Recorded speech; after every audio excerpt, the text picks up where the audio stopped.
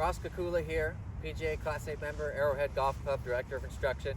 We've got Bryce Fisher in the background. Say hi, Bryce. Hey, guys. He is shadowing David Brown today on the golf course. We are in our adaptive environment. We're looking at one of the scariest golf shots in the game of golf. We've got a 30 to 35 yard bunker shot, but if that wasn't hard enough, we're going uphill and we're on wet bunkers. We can see some of the soup over there. So, David, which club are you typically pulling from bunkers like this? Out of the bunkers, I'm typically using a 60-degree wedge. I find that it's easiest for me to get out of that, a little bit more bounce on it, and I can usually do whatever I need to with a 60-degree lob wedge out of bunkers. That's normally the club that I always hit. Now, there's kind of two ways to do bunkers, right? I can get really good with one club and just commit to using it, or we can do the other style, which is pulling different lofts of clubs to try to change the trajectory, but ultimately make similar swings. So David's the kind of guy that pulls the lob wedge mostly, is that correct? That's correct. So a pitching wedge from here is a little foreign. A little bit, yep. Okay. It would be. A gap wedge or pitching wedge would do just fine. Doesn't have to be a pitching wedge, but we're not going to like 9s and 8 irons from here. That's more like the 50, 60 yard bunker shot. So we've got this 35 yard bunker shot. We've got a soupy lie here. Not to put pressure on the shot, but David's going to have to hit really close to this golf ball, or else the sand is going to engulf his wedge, chew into the sand, and it's going to come up super short. So no pressure, David.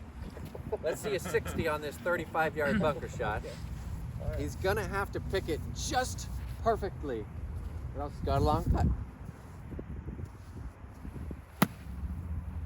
And we can see it's pretty heavy. Can't see up on the green. It got about halfway, so he's got 25, 35 feet left. It honestly wasn't all that bad on this hard of a shot, but he's going to make that putt at about a 9% clip, so he's basically committed now making a bogey. And we just want to get it closer. So we're going to try this pitching wedge. Without instruction, David, I want you to try to hit the pitching wedge the same as you would hit this. You won't have to hit it quite as hard. It's going to roll out lower. It's going to take off lower and roll out lower. But if we chunk a pitching wedge, it runs out 35 feet, and that's the pro. So all I'd like is for him to maybe open it just a smidge in your hand, little Okay. rotation, Okay. but then bunker shot business as usual. Okay. All right.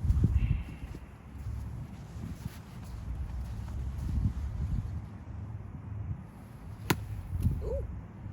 So this ball landed about 25 Good feet shot. short of the pin. It rolled about 7 to 9 feet past. So he got some really good run on that golf shot.